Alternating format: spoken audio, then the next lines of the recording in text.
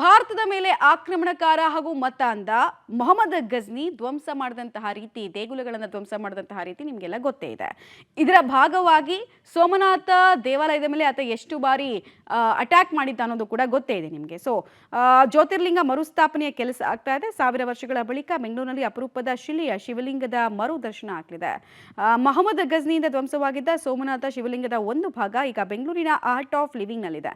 ನೆಲಕ್ಕೆ ಸ್ಪರ್ಶ ಮಾಡದೆ ಗಾಳಿಯಲ್ಲಿ ತೇಲುವ ರೀತಿಯಲ್ಲಿದ್ದ ಅದ್ಭುತ ಮೊದಲ ಜ್ಯೋತಿರ್ಲಿಂಗ ದಾಳಿಯಲ್ಲಿ ಧ್ವಂಸ ಆಗಿತ್ತು. ಆದರೆ ದಾಳಿಯಲ್ಲಿ ಚೂರಾಗಿದ್ದ ಶಿವಲಿಂಗವನ್ನ ಅಗ್ನಿಹೋತ್ರಿ ಬ್ರಾಹ್ಮಣರು ರಕ್ಷಿಸಿದ್ರು. ಸದ್ಯ ಬೆಂಗಳೂರಿನ ಆರ್ಟ್ ಆಫ್ ಲಿವಿಂಗ್ ನ ರವಿಶಂಕರ್ ಗುರೂಜಿ ಬಳಿ ಈ ಶಿವಲಿಂಗ ಇದೆ. ಅಯಸ್ಕಾಂತೀಯ ಗುಣವುಳ್ಳ ಈ ಶಿವಲಿಂಗದ ದರ್ಶನ ಮಾಡಿಸಿದ್ದಾರೆ ಶ್ರೀ ರವಿಶಂಕರ್ ಗುರೂಜಿ. ವಿಜ್ಞಾನಿಗಳ ಪಾಲಿಗೆ ಅಪರೂಪವಾದ ಮತ್ತು ಪ್ರಪಂಚದಲ್ಲಿ ಎಲ್ಲೂ ಸಿಗದ ಶಿವನ ಲಿಂಗದ ಎಕ್ಸ್ಕ್ಲೂಸಿವ್ ಮಾಹಿತಿ ನಿಮ್ಮ ಪಬ್ಲಿಕ್ ಟಿವಿಯಲ್ಲಿ ಮಾತ್ರ. ಈ ಶಿವಲಿಂಗದ ಪ್ರತಿಷ್ಠಾಪನೆ ಯಾವಾಗ, ಪೂಜೆ ಹೇಗೆ, ಈ ಶಿವಲಿಂಗದ ವೈಶಿಷ್ಟ್ಯತೆಯನ್ನ ಏನು ಅನ್ನೋದನ್ನ ರವಿಶಂಕರ್ ಗುರೂಜಿ ಅವರು ಪಬ್ಲಿಕ್ ಟಿವಿ ಜೊತೆಗೆ ಎಕ್ಸ್ಕ್ಲೂಸಿವ್ ಆಗಿ ಮಾತನಾಡಿದ್ದಾರೆ. ಈ ವರ್ಷ ಶಿವರಾತ್ರಿಯ ವೈಭವ ಮತ್ತಷ್ಟು ಮಗದಷ್ಟು ಹೆಚ್ಚಾಗಲಿದೆ.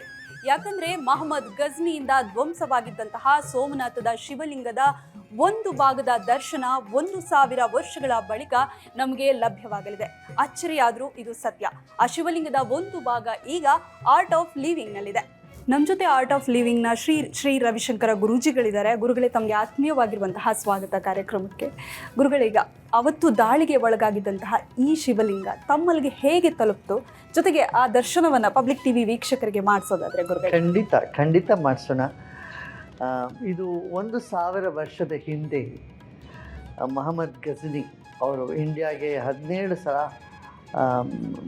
ದಾಳಿ ಮಾಡಿಕ್ಕೆ ಬಂದವರು. 18ನೇ ಸಲ ದಾಳಿ ಮಾಡಿದಾಗ ಆ ಶಿವ ಮಂದಿರದಲ್ಲಿರ್ತಕ್ಕಂಥ ಎಲ್ಲ ಒಡವೆ, ವಸ್ತ್ರ, ಚಿನ್ನ, ಆಭರಣಗಳು ಎಲ್ಲ ತಗೊಂಡು ಹೋಗೋದಷ್ಟೇ ಅಲ್ಲದಿರ ಅಲ್ಲಿ ಗಾಳಿಯಲ್ಲಿ ತೇಲ್ತಿರ್ತಕ್ಕಂಥ ಶಿವನ್ ನೋಡಿ ಅವರಿಗೆ ಬಹಳ ಆಶ್ಚರ್ಯವಾಗಿದೆ. ಈ ಭೂಸ್ಪರ್ಶನೇ ಇಲ್ದಿರ, ಯಾವ ಕೆಳಗಡೆ ಆಧಾರವೇ ಇಲ್ದಿರ ಒಂದು ಅಮೃತ ಶಿಲೆ ಗಾಳಿಯಲ್ಲಿ ತೇಲ್ತಿದ್ರೆ ಹೆಂಗೆ ಅಂತ ಅದನ್ನು ಒಡೆದು ಹಾಕಿದಾಗ ಅದು ಭಾರತದಲ್ಲಿ ದೊಡ್ಡ ನೋವನ್ನು ಉಂಟು ಮಾಡ್ತಾ. ಆ ಕಾಲದಲ್ಲಿ ಒಂದು ದೊಡ್ಡ ಯಾವ ಮೀಡಿಯಾನೂ ಇರಲಿಲ್ಲ. ಜನಗಳು ಸುಮಾರು 50,000ಕ್ಕೂ ಹೆಚ್ಚು ಜನ ಮೃತರಾದರು ಅನ್ನೋದನ್ನು ಸಹ ನಮಗೆ ಚರಿತ್ರೆ ಹೇಳ್ತಾ ಇದೆ, ಇತಿಹಾಸದಿಂದ ನಮಗೆ ಗೊತ್ತಾಗ್ತಾ ಇದೆ. ಆ ಸಮಯದಲ್ಲಿ ನಮ್ಮ ದಕ್ಷಿಣ ಭಾರತದ ಪಾಪನಾಶಂ ಪಕ್ಕದಲ್ಲಿರ್ತಕ್ಕಂಥ ಅಗ್ನಿಹೋತ್ರಿ ಪರಿವಾರದವರು ಅಲ್ಲಿಗೆ ಹೋಗಿದ್ರಂತೆ. ಅಲ್ಲಿ ಹೋದಾಗ ಅವರು ಆ ಶಿಲೆಯ ಭಾಗವನ್ನು ತೆಗೆದುಕೊಂಡು ದಕ್ಷಿಣಕ್ಕೆ ಬಂದಿದ್ದಾರೆ. ಬಂದ ಮೇಲೆ ಆ ಭಾಗವನ್ನು ಹಾಗೆ ಇಟ್ಟು ನೋಡೋಕ್ಕಾಗ್ತೀರ, ಅದನ್ನು ಚಿಕ್ಕ ಚಿಕ್ಕ ಲಿಂಗವಾಗಿ ಮಾಡಿಟ್ಕೊಂಡು ಅದನ್ನು ಪೂಜೆ ಮಾಡ್ತಾಯಿದ್ರು. ಈ 100 ವರ್ಷದ ಹಿಂದೆ ಅವರು 1924ರಲ್ಲಿ ಕಾಂಚಿಯ ಪರಮಾಚಾರ್ಯರ ಇರ್ತಕ್ಕಂಥ ಚಂದ್ರಶೇಖರೇಂದ್ರ ಸರಸ್ವತಿ ಅವರ ಹತ್ರ ಹೋಗಿ ಇದು ಈ ಥರ ನಮ್ಮಲ್ಲಿ ಬಂದಿದೆ ಪರಂಪರೆಯಿಂದ, ನಾವಿದನ್ನೇನು ಮಾಡೋದು ಅಂತ ಕೇಳಿದ್ರಂತ. ಆವಾಗ ಅವರು ಇನ್ನೂ 100 ವರ್ಷ ಇದನ್ನು ಹೊರಗೆ ತೆಗಿಬೇಡ ಅಂತ ಅಂದರು. ಮತ್ತು ಅವರದನ್ನೇ 100 ವರ್ಷದ ತಲೆಮಾರಿಂದ ಒಬ್ಬರಿಗೆ ಅವ್ರ ಮಗಳಿಗೆ, ಆ ಮಗನಿಗೆ ಈ ಥರ ತಲೆಮಾರಿಂದ ಬರ್ತಾಯಿತ್ತು. ಆಮೇಲೆ ಅವರು ಮತ್ತು ಇನ್ನೊಂದು ಮಾತು ಅವ್ರ ಕಡೆಯಿಂದ ಗೊತ್ತಾದದ್ದೇನು ಅಂತಂದ್ರೆ, ಅವರು ರಾಮ ಮಂದಿರ ಆಗತ್ತೆ, ಅದಾದ ಮೇಲೆ ಇದನ್ನು ತೊಗೊಂಡು ಹೋಗೋದು, ಆ ರೀತಿಯ ಸಂಕಲ್ಪ ಅವ್ರದ್ದು. ಮತ್ತು ಹೀಗೆ ಬೆಂಗಳೂರಿನಲ್ಲಿ ನಮ್ಮ ಹೆಸರುಗಳು, ಶಿವನ ಹೆಸರಿನವರೇ ಒಬ್ಬರು ಸಂತರು ಇರ್ತಾರೆ, ಶ್ರೇಷ್ಠ ಸಂತರು, ಅವ್ರ ಹತ್ರ ತೊಗೊಂಡೋಗಿ ಕೊಡಿ ಅಂತ ಅವರಿಗೆ ಆಜ್ಞೆ ಮಾಡಿದರು. ಸೊ ಆ ಪ್ರಕಾರ ಅವರು ಅದನ್ನು 100 ವರ್ಷ ಮುಗೀತಲ್ಲ ಇವಾಗ 2024ರಲ್ಲಿ ಮುಗಿದ ಕೂಡಲೇ, ಈ ಮಕರ ಸಂಕ್ರಾಂತಿ ಕಳೆದ ಕೂಡಲೇ ಅವರು ಇದನ್ನು ತಂದು ನಮ್ಮ ಕೈಗೆ ಕೊಟ್ಟಿದ್ದಾರೆ. ಇದ್ರ ಜೊತೆಗೆ ಅವ್ರು ಏನು ಮಾಡಿದ್ದಾರೆ, ಆ ಲಿಂಗ ಮಾಡಬೇಕಾದ್ರೆ ಅದರಲ್ಲಿರೋ ಪೀಸ್ಗಳನ್ನೆಲ್ಲ ಕೆಲವೆಲ್ಲ ತೊಗೊಂಡೋಗಿ ಜಮಾಲಜಿ ಇನ್ಸ್ಟಿಟ್ಯೂಟ್ ಇದೆ ಚೆನ್ನೈಯಲ್ಲಿ, ಅವ್ರ ಹತ್ರ ತೋರಿಸಿ ಇದರ ಬಗ್ಗೆ ಏನು ಅಂತ ಕೇಳಿದ್ದಾರೆ.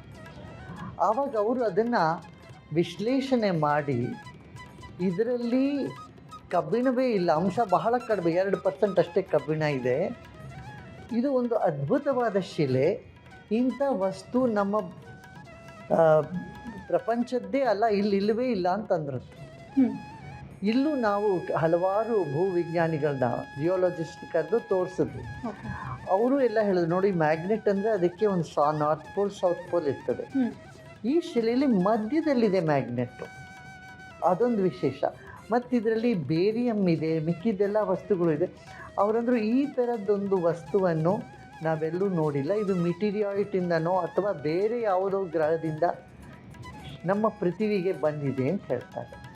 ನಮ್ಮ ಈ ಪುರಾಣವೂ ಇದನ್ನೇ ಹೇಳ್ತದೆ. ಚಂದ್ರ ಈ ಶಿವಲಿಂಗವನ್ನು ಸ್ಥಾಪನೆ ಮಾಡಿದ, ಅದಕ್ಕೆ ಸೋಮೇಶ್ವರ ಅಂತ ಆ ಲಿಂಗಕ್ಕೆ, ಆ ಸ್ಥಾನಕ್ಕೆ ಹೆಸರು ಆಗಿತ್ತು. ಜ್ಯೋತಿರ್ಲಿಂಗವಾದ ಸೋಮೇಶ್ವರ, ಅದು ನಿಮಗೆ ತೋರಿಸ್ತೀವಿ ನಾವು.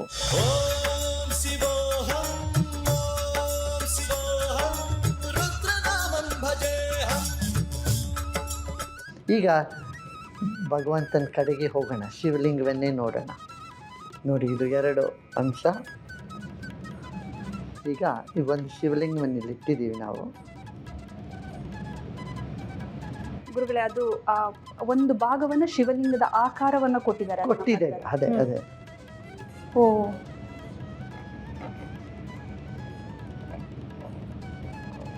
ಅಯಸ್ಕಾಂತೀಯ ರೀತಿ, ಅಯಸ್ಕಾಂತ ಶಕ್ತಿ ಇದೆ ಅದಕ್ಕೆ.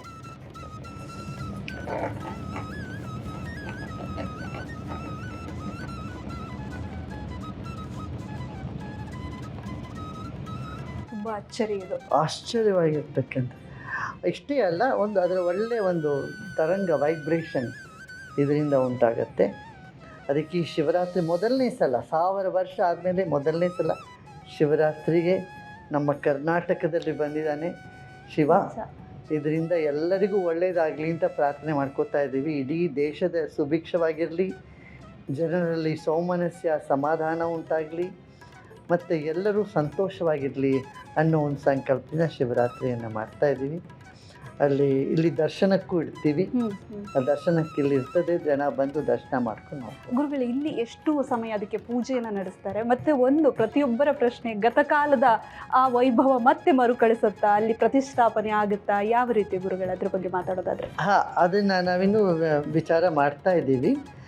ಇವಾಗ ಬೆಂಗಳೂರಿನಲ್ಲಿ ಇರ್ತದೆ, ಮತ್ತು ಇದನ್ನೆಲ್ಲ ನಮ್ಮ ರಾಮನಾಥದಿಂದ ಸೋಮನಾಥವರೆಗೆ ಅಂತಂದ್ಬಿಟ್ಟು ಯಾತ್ರೆ ಮಾಡಿ ಎಲ್ಲ ಕಡೆಯೂ ತೊಗೊಂಡು ಹೋಗ್ಬೇಕು ಅಂತಲೂ ಒಂದು ಯೋಜನೆ ಹಾಕ್ಕೋತಾ ಇದ್ದೀವಿ. ಮೈಸೂರಿನಲ್ಲೂ ಒಂದು ಕಾರ್ಯಕ್ರಮ ಇಟ್ಕೋಬೇಕು ಅಂತಲೂ ಅನ್ಕೋತಾ ಇದ್ದೀವಿ. ಎಲ್ಲ ಕಡೆಯದು ಜನಗಳು ಬಂದು ಅಲ್ಲಿ ವೀಕ್ಷಣೆ ಮಾಡಲಿ, ಆಮೇಲೆ ತೊಗೊಂಡೋಗಿ ಅಲ್ಲಿ ಸೌರಾಷ್ಟ್ರದಲ್ಲಿ. ತಮ್ಮನ್ನೇ ಆಯ್ಕೆ ಮಾಡಿಕೊಂಡ್ರಲ್ಲ ಗುರುಗಳೇ ಈ ವಿಚಾರದಲ್ಲಿ, ಅದು ದೇವರ ಅನುಗ್ರಹ. ಗುರುಗಳೇ, ಇನ್ನೊಂದು, ಇದನ್ನು ತುಂಬ ಅಂದರೆ ರಹಸ್ಯವಾಗಿ ಪೂಜೆಯನ್ನು ಮಾಡಲಾಗ್ತಾ ಇತ್ತಾ? ಯಾವ ರೀತಿ ಆಗಿನ ಕಾಲದಿಂದ ಇವತ್ತಿನವರೆಗೆ ಯಾವ ರೀತಿ ಪೂಜೆಯನ್ನು ಅದನ್ನು ಕಾಪಾಡ್ಕೊಂಡು ಬಂದಿರುವಂಥದ್ದೇ ಇನ್ನೊಂದು ಅಚ್ಚರಿ. ಅದೇ ನೋಡಿ, ಭಗವಂತ ಅವರಿಗೆ ಬುದ್ಧಿ ಆ ಥರ ಕೊಟ್ಟಿದ್ದಾನೆ, ಇದನ್ನು ಕಾಪಾಡ್ಕೊಂಡು ಹೋಗ್ರಿ ಅಂತ. ಆ ಭಗವಂತನ ಪ್ರೇರಣೆಯಿಂದನೇ ಅವ್ರಿಗೆ ಶಂಕರಾಚಾರ್ಯರು ಹೇಳಿದ್ದಾರೆ, ತೊಗೊಂಡೋಗಿ ಇವ್ರ ಹತ್ರ ಕೊಡಬೇಕು, ಇಂಥವ್ರು ಇದ್ದಾರೆ ಬೆಂಗಳೂರಲ್ಲಿ ಅಂತ ಅವ್ರು ತಂದು ಕೊಟ್ಟಿದ್ದಾರೆ. ಅದರಿಂದ ಇವೆಲ್ಲ ದೈವ ನಿಯೋಜಿತವಾಗಿದೆ ಅಂತ ಅನ್ಕೋಬೇಕಷ್ಟೆ. ಗುರುಗಳೇ, ಮೊದಲು ಈ ವಿಚಾರ ತಮಗೆ ತಿಳಿದಾಗ ಯಾವ ರೀತಿ ಅನ್ನಿಸ್ತು ಗುರುಗಳಿದು ದೈವ ಪ್ರೇರಣೆಯ ಬಗ್ಗೆ? ತಾವು ಆ ಕ್ಷಣವನ್ನು ಹೇಳೋದಾದರೆ ನೀವು. ನೋಡಿ, ನಾವು ಸರ್ವಂ ಶಿವಮಯಂ ಜಗತ್ತಂತ ಅದನ್ನು ನಮ್ಮ ನೋಡ್ತೀವಿ. ಎಲ್ಲ ಕಡೆ ಶಿವ ಇದ್ದಾನೆ. ಹಾಗೆ ಈ ಥರ ಒಂದು ರೂಪದಲ್ಲಿ ಇವನು ಬಂದಿರೋದು ಒಂದು ಒಳ್ಳೆ ಕೆಲಸ ಮಾಡಿಸ್ಕೊಳ್ಳೋಕ್ಕೋಸ್ಕರ ಬಂದಿದ್ದಾನೆ ಅಲ್ಲಿ ಶಿವ. ಗುರುಗಳೀಗ ಜನರು ದರ್ಶನ ಮಾಡಬೇಕು ಇದರದ್ದು ಅಂದರೆ ಯಾವ ರೀತಿ ಇರುತ್ತೆ? ಆಮೇಲೆ ಶಿವರಾತ್ರಿಯ ಸಂದರ್ಭದಲ್ಲಿ ಈ ಒಂದು ಶಿವಲಿಂಗಕ್ಕೆ ಯಾವ ರೀತಿ ವಿಶೇಷವಾಗಿ? ಶಿವಲಿಂಗಕ್ಕೆ ಇಲ್ಲಿ ಅಭಿಷೇಕ ಅರ್ಚನೆ ಎಲ್ಲ ಮಾಡ್ತೀವಿ. ಇದನ್ನು ಟೆಲಿವಿಷನಲ್ಲಿ ಎಲ್ಲ ಕಡೆಯೂ ಜನ ನೋಡ್ಬೋದು. ಇಲ್ಲೂ ಜನ ಎಲ್ಲ ಬರ್ತಿರ್ತಾರೆ. ದೊಡ್ಡ ಇದಕ್ಕೆ ಸಾಕಷ್ಟೆಲ್ಲ ಅರೇಂಜ್ಮೆಂಟ್ಸ್ ಎಲ್ಲ ಮಾಡಿದ್ದೀವಿ. ಮತ್ತು ಇದು ಶಿವರಾತ್ರಿ ಮುಗಿದ ಮೇಲೂ ಸಹ ನಮ್ಮಲ್ಲಿ ಗುರುಕುಲದಲ್ಲಿ ಇವರಿಗೆ ಮಂಡಲಾಭಿಷೇಕ ನಡೀತಾ ಇರ್ತದೆ, ದಿನ ಪೂಜೆಯಲ್ಲಿ ಇರ್ತದೆ. ಅವ್ರು ಬಂದು ದರ್ಶನ ಮಾಡ್ಕೊಂಡು ಹೋಗ್ಬೋದು. ಗುರುಗಳೇ, ತಾವು ರಾಮ ಮಂದಿರದ ಸಂಕಲ್ಪದ ಬಳಿಕ ಈ ಒಂದು ಶಿವಲಿಂಗದ ಸಂಕಲ್ಪ, ಅದರ ಬಗ್ಗೆ ಸ್ವಲ್ಪ ವಿವರಣೆಯನ್ನು ಕೊಡೋದಾದ್ರೆ ಗುರುಗಳೇ, ಯಾವ ರೀತಿ ಸಂಬಂಧ ಇದು, ಹೇಗಾಯಿತು ಇದು ಅನ್ನುವಂಥದ್ದು? ನೋಡಿ, 500 ವರ್ಷದ ನಂತರ ರಾಮ ಮಂದಿರ ಹೌದು ಅಲ್ವಾ? ಎಷ್ಟೋ ಜನ ಇದಾಗೋದೇ ಇಲ್ಲ ಅಂತ ಅಂದ್ಕೊಂಡಿದ್ರು, ಆಗೋದು ತುಂಬ ಕಷ್ಟ ಅಂದ್ಕೊಂಡಿದ್ರು. ಅದೇ ಸಂಕಲ್ಪ ಶಕ್ತಿ ಇದೆ, ಮತ್ತು ಭಗವಂತನ ಅನುಗ್ರಹ, 2 ಬೇಕಾಗತ್ತೆ. ನಮ್ಮಲ್ಲಿ ಸಂಕಲ್ಪ ಶಕ್ತಿ, 2ನೇದು ಭಗವಂತನ ಅನುಗ್ರಹ. ಇವೆರಡೂ ಇದ್ದಾಗ ಎಂಥ ಕಾರ್ಯವೂ ನಡೀತದೆ. ಹಾಗೆಯೇ ಆಶೀರ್ವಾದ ಕೊಡೋಕ್ಕೂ ಅಷ್ಟೇ, ಜನಗಳಲ್ಲಿ ಅವ್ರ ಬೇಡಿಕೆ, ಅವರ ಭಾವನೆ, ಅವರ ಭಕ್ತಿ ಇದ್ದಾಗ ಇಲ್ಲಿ ಬಂದು ಬೇಡ್ಕೋತಾರೆ, ಅವ್ರ ಕೆಲಸ ಎಲ್ಲ ಆಗತ್ತೆ. ಸನಾತನ ಧರ್ಮ ಅನ್ನೋದು ಎಷ್ಟು ಯುಗ ಯುಗಾಂತರಗಳಿಂದ ಬರ್ತಾ ಇದೆ. ಅದು ಸಮಯಕ್ಕೆ ಮರೆಯಾಗಿದ್ದರೂ ಕೂಡ ಮತ್ತೆ ಪ್ರಕಟವಾಗ್ತದೆ. ಭಗವಂತನಿಗೂ 5 ಗುಣ ಹೇಳ್ತೀವಿ, ಏನು 5 ಕರ್ಮ ಹೇಳ್ತಾ ಅವನ 5 ಕರ್ಮದಲ್ಲಿ ಏನು ಅಂದರೆ ಸೃಷ್ಟಿ, ಸ್ಥಿತಿ, ವಿಲಯ ಮಾಡ್ತಕ್ಕಂಥದ್ದು, ಅನುಗ್ರಹ ಮತ್ತು ತಿರೋಭಾವ. ತಿರೋಭಾವ ಅಂದರೆ ಮರೆಯಾಗಿರ್ತಕ್ಕಂಥದ್ದು. ಭಗವಂತ ಎಲ್ಲರ ಹೃದಯದಲ್ಲೂ ಇದ್ದರೂ ಮರೆಯಾಗಿರ್ತಾನೆ, ಆವರಣದಲ್ಲಿ ಒಳಗಿರ್ತಾನೆ. ಆ ಧ್ಯಾನದಿಂದ ಆ ತೆರೆಯನ್ನು ಬಿಡಿಸ್ಕೊಂಡು, ಅದಕ್ಕೆ ಭಕ್ತಿ, ಧ್ಯಾನ, ಕ್ರಿಯಾ, ಯೋಗ ಇವೆಲ್ಲ ಇದೆ. ಈ ಕ್ರಿಯೆ ಧ್ಯಾನ ಮಾಡೋದ್ರಿಂದ ನಮ್ಮ ಮನಸ್ಸಿನಲ್ಲಿರ್ತಕ್ಕಂಥ ತೆರೆ ಹೊರಗಾಗ್ತದೆ. ಆವಾಗ ಆ ಜ್ಯೋತಿ ಸ್ವರೂಪವಾದ ಭಗವಂತ ನಮ್ಮೊಳಗಿದ್ದಾನೆ ಅನ್ನೋದು ನಮಗೆ ಅನುಭವಕ್ಕೆ ಬರ್ತದೆ. ಇಷ್ಟು 1000 ವರ್ಷ ತಿರೋಭಾವ ಸ್ಥಿತಿನಲ್ಲಿದ್ದ ಅಂದರೆ ಎಲ್ಲರಿಗೂ ಕಾಣಿಸ್ಕೊತಿರ್ಲಿಲ್ಲ, ಈಗ ಕಾಣಿಸ್ಕೊತಿದ್ದಾರೆ. ಓಂ ಶಿವೋಹಂ, ಓಂ ಶಿವೋಹಂ, ರುದ್ರನಾಮಂ ಭಜೇಹಂ. ಗುರುಗಳೇ, ಈ ಪಾವನ ಶಿವಲಿಂಗವನ್ನು ಸಂರಕ್ಷಣೆ ಅಂದರೆ ಅದು ಬಟ್ಟೆಯ ಬ್ಯಾಗ್ನಲ್ಲಿ ಕೊಟ್ಟಿದ್ರು, ಈ ರೀತಿಯ ಒಂದಿಷ್ಟು ಮಾತುಗಳು. ಸೊ ಯಾವ ರೀತಿ ಸಂರಕ್ಷಣೆಯನ್ನು ಮಾಡೋರು ಆ ಕಾಲದಲ್ಲಿ, ದಾಳಿಗೆ ಒಳಗಾಗಿರುವಂತಹ ಸಂದರ್ಭದಲ್ಲಿ ಹೇಗೆ ರಕ್ಷಣೆ ಮಾಡಲಾಯಿತು ಅನ್ನುವಂಥದ್ದೇ ಅದೊಂದು ರೀತಿಯಲ್ಲಿ ಆಶ್ಚರ್ಯವೇ ಹೌದು. ನೋಡಿ, ಅಲ್ಲಿಂದ ಶಿಲೆಗಳನ್ನೆಲ್ಲ ಅವರು ಆ ಕಾಲ್ನಡಿಗೆಯಲ್ಲಿ ನಡ್ಕೊಂಡು ಬಂದಿದ್ದಾರೆ, ಅವರೆಲ್ಲ ಅಗ್ನಿಹೋತ್ರಿಗಳು. ಇವಾಗ ನಮ್ಮ ಭಾರತ ಒಂದಾಗಿರೋದೇ ಈ 12 ಜ್ಯೋತಿರ್ಲಿಂಗದಿಂದ ತಾನೇ. ಕಾಶ್ಮೀರಿಂದ ರಾಮೇಶ್ವರಂ ತನಕವರೆಗೂ ನೋಡಿದ್ರು ನೀವೆಲ್ಲ ಕಡೆಯೂ ಶಿವಸ್ತುತಿ ಇರ್ತದೆ, ಶಿವನ ಆರಾಧನೆ ಇದೆ. ಈ 12 ಜ್ಯೋತಿರ್ಲಿಂಗದ ಪ್ರವಾಸ ಮಾಡ್ತಕ್ಕಂಥದ್ದು ಒಂದು ಪದ್ಧತಿಯಾಗಿತ್ತು. ಕಾಶ್ಮೀರಲ್ಲಿ ಅಮರನಾಥನ ಆರಾಧನೆ ಮಾಡ್ತೇವೆ, ಅಮರನಾಥನ್ ಶಿವನ ಆರಾಧನೆ ಇದೆ. ಕೇದಾರ್ನಾಥದಲ್ಲಿ, ಹಿಮಾಚಲದಲ್ಲಿ ಕೇದಾರನಾಥ, ಹಾಗೆ ರಾಮೇಶ್ವರದಲ್ಲಿ ರಾಮನಾಥ, ಹೀಗೆ ಇಡೀ ಭಾರತದಲ್ಲಿ ಎಲ್ಲ ಕಡೆಯೂ ಶಿವನ ಆರಾಧನೆ ನಡೀತಾರೆ. ಆವಾಗ ಆ ಕಾಲದಲ್ಲಿ ಹೇಗೆ ತೊಗೊಂಡು ಬಂದರು ಅವರು, ಅವನ್ನೆಲ್ಲ ಅವ್ರ ಜೀವನ ಉಳಿಸ್ಕೊಂಡು, ಜೊತೆಗೆ ಶಿವಲಿಂಗವನ್ನು, ಅದು ಅವರ ಶ್ರದ್ಧೆ, ಅವರ ಭಕ್ತಿಯನ್ನು ಸೂಚಿಸ್ತಾರೆ. ಧನ್ಯವಾದಗಳು. ನಮಸ್ಕಾರ. ಗತಕಾಲದ ಸೋಮನಾಥ ವೈಭವ ಮತ್ತೆ ಮರುಕಳಿಸಲಿ ಅನ್ನುವಂಥದ್ದು ಎಲ್ಲರ ಆಶಯ. ನಮ್ಮ ಜೊತೆ ಗುರುಗಳು ಸಾಕಷ್ಟು ಮಾಹಿತಿಯನ್ನು ಹಂಚಿಕೊಂಡ್ರು. ಸೊ ಅವ್ರಿಗೂ ಕೂಡ ಧನ್ಯವಾದಗಳು.